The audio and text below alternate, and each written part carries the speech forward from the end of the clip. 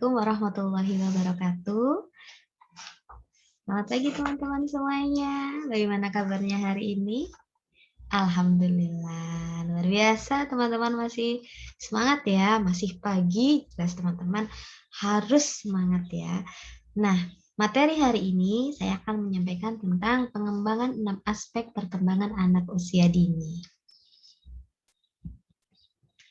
Sebelum masuk ke materi, saya mau memperkenalkan diri. Nama saya Devi Kusumaningtya Susanti. Saya lahir di Palembang 22 Februari 1988. Saya sekarang tinggal di Desa Sawangan di Kecamatan Aji Barang, Kabupaten Banyumas. Jika teman-teman ingin sharing tentang 6 aspek perkembangan atau tentang pendidikan anak usia dini, boleh menghubungi saya di nomor 082 2345 37141 atau di email saya di devikusuma21@gmail.com. Aktivitas saya sebagai penyelenggara KB dan TK Al-Falah Banyumudal. Saya juga sebagai koordinator Litbang di Himpaudi Kabupaten Banyumas. Saya juga sebagai asesor Banpaut PNF Provinsi Jawa Tengah. Sekilas tentang saya. Sekarang kita masuk di materi kita hari ini, pengembangan 6 aspek perkembangan.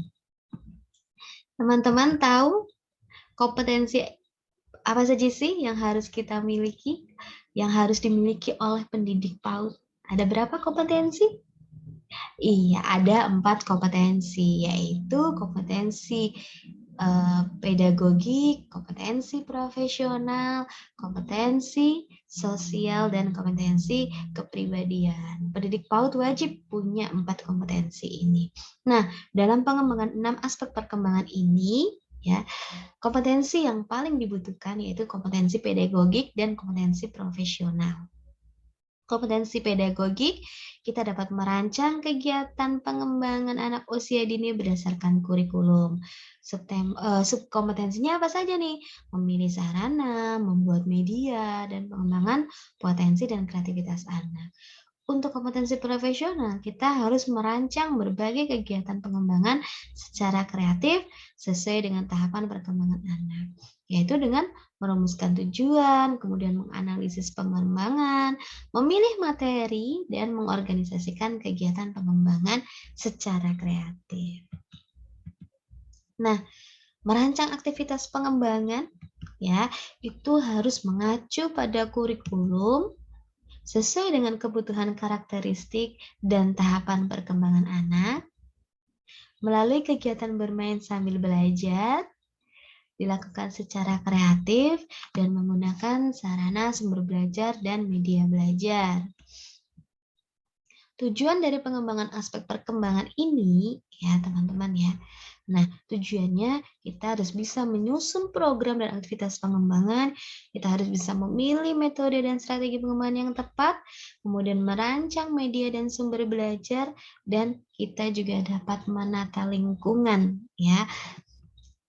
Nah, kemudian teman-teman, nih untuk pendekatannya, pendekatan tematik, kemudian terintegrasi melalui bermain, berkesinambungan, bermakna, dan menyenangkan.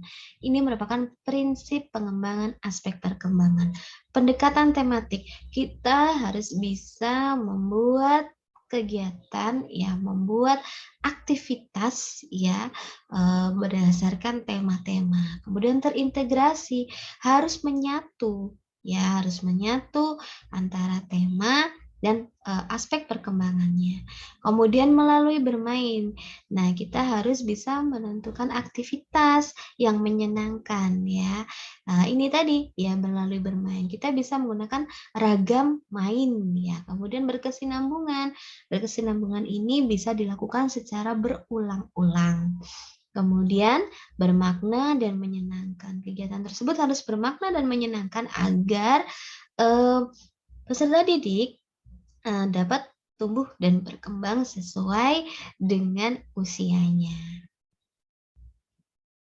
Nah, berdasarkan Permendikbud nomor 137 dan 146 tahun 2014, aspek perkembangan itu ada 6, teman-teman. Masih ingat? Yang pertama nilai agama dan moral, sosial dan emosional, bahasa, kemudian ada kognitif, fisik motorik, dan seni. Nilai agama dan moral, aspek perkembangan yang seperti apa yang kita harus kembangkan? Nah, teman-teman bisa mengembangkan tentang nilai agama dan moral, bersikap jujur, praktek sholat, ya, kemudian menghormati orang tua, itu bisa masuk di nilai agama dan moral. Sosial dan emosionalnya apa saja nih yang bisa kita masukkan? Nah, teman-teman bisa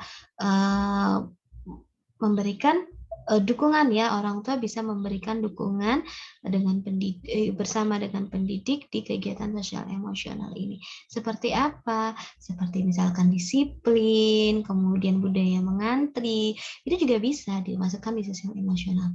Kalau di bahasa yang seperti apa nih? Bahasa bisa bahasa reseptif atau menyimak, ya, menggali kemampuan anak pada bahasa reseptif dan ekspresif. Kemudian di kognitif. Kognitif itu banyak sekali, ya, pengembangan kognitif. Teman-teman bisa meningkatkan daya pikir anak. Kemudian di fisik motorik. Fisik motorik ini juga penting, ada motorik kasar dan motorik halus, ya, supaya bisa berkesinambungan. Kemudian di seni. Seni ini teman-teman tidak hanya seni menyanyi, begitu, ya, gerak gitu. Tapi seni ini bisa juga kegiatan-kegiatan yang mendukung seni anak. Seperti apa misalkan? Teman-teman bisa menyimpulkan seperti apa seni ini?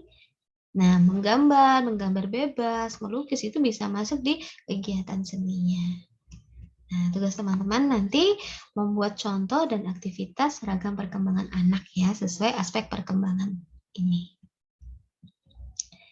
Kemudian, komponen dan prosedur pengembangan aspek perkembangan. Nah, coba teman-teman bisa lihat nih, ya, apa yang dilakukan oleh orang tua? Apa yang dilakukan oleh anak-anaknya? Iya, mereka sedang memilah, ya. Memilah-milah apa tuh? Tumbuhan, ya, teman-teman, ya. Nah, ini penggunaan tema yang sudah saya sampaikan tadi, ya. Di prinsip-prinsip kita bisa menggunakan tema pendekatan tematik untuk mempermudah atau untuk dapat mengembangkan aspek perkembangan anak. Temanya jelas harus terdekat dengan anak. Apa yang dilakukan anak-anak itu? Gambar yang kedua ini. Bersama gurunya, ya. Nah, mereka sedang beraktivitas. Ini kegiatan bermain anak, ya. Nah, ini kegiatan bermain anak dan ini pemilihan aktivitas dan skenario pengembangan harus disesuaikan dengan kelompok usianya. Menentukan metode dan teknik. Coba lihat, teman-teman. Apa sih yang digunakan oleh gurunya itu? Dia sedang apa? Nah, di sana dia sedang mempraktekkan untuk cara menggosok gigi, ya. Nah, dia menggunakan teknik demonstrasi. Kemudian mengembangkan media dan sumber belajar. Ini berkaitan dengan apa? Dengan APE, ya, alat permainan apa nih? Media. Teman-teman bisa menggunakan media-media seperti barang bekas, barang limbah, loose-part, ya, bisa dimodifikasi sesuai dengan yang ada di daerah teman-teman. Nah, tugas teman-teman, ya, membuat contoh skenario aktivitas pengembangan anak. Oke. Nah, ini, ya, pendidikan, ya, pendidikan untuk anak usia dini khususnya. Menurut Nelson Mandela, education is the most powerful weapon which you can use to change the world. Ya, pendidikan adalah senjata yang sangat mematikan karena lewat pendidikan kamu bisa mengubah dunia. Nah, jadi kesimpulannya, teman-teman, pengembangan 6 aspek perkembangan ini, ya, kolaborasi antara orang tua dan tenaga pendidik serta pendidik yang ada di layanan PAUD untuk dapat memahami pertumbuhan dan perkembangan anak sesuai usia anak dengan memberikan stimulasi yang tepat secara menyeluruh.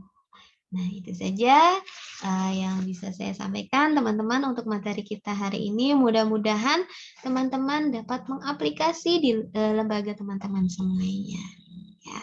Sekian dari saya, kurang lebihnya mohon maaf. Wabillahi taufiq wal hidayah.